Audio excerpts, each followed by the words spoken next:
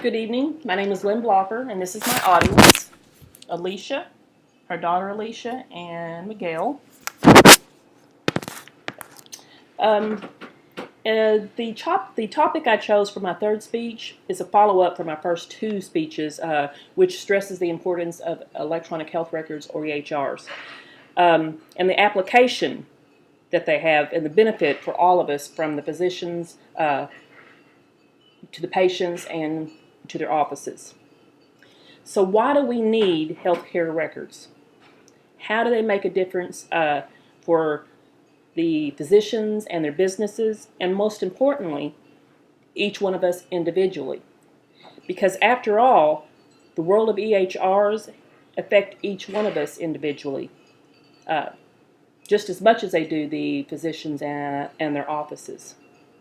According to an article on thedailyisland.com, features such as my chart, or the equivalent on most EHRs, benefits the individuals both per HIPAA laws and financially, because they allow people to take advantage of the availability of personalized features on both their physician and their hospital systems. They can schedule appointments online, they can check test results and order prescriptions, and even check for the accuracy of those prescriptions.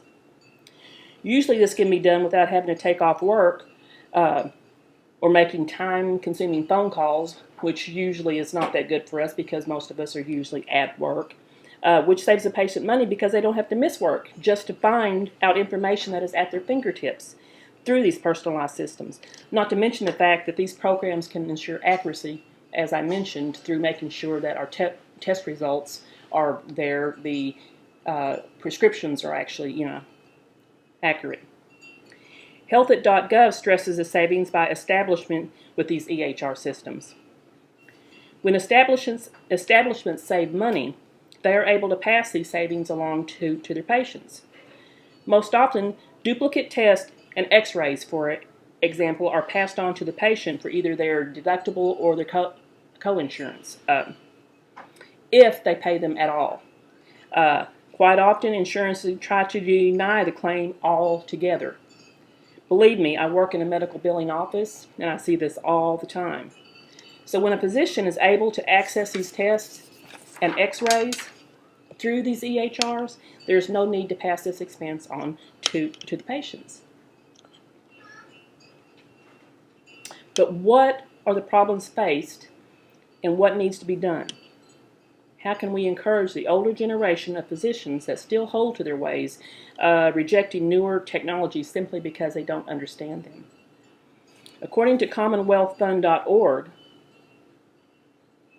most health policy analysts predict that there will soon be a shortage of primary care physicians because of the demand for health services driven by an aging population,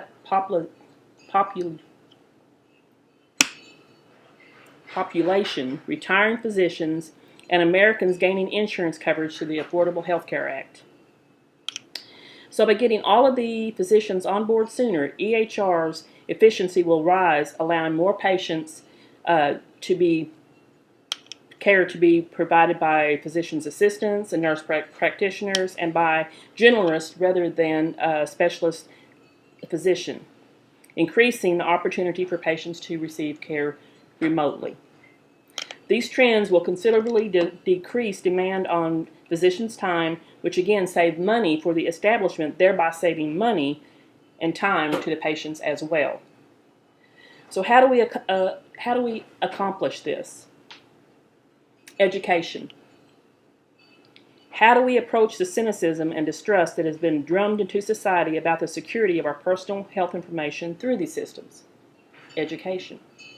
Education has always been the solution of advancement throughout history. Through education and encouragement, both physicians and patients can familiarize themselves with these awesome systems.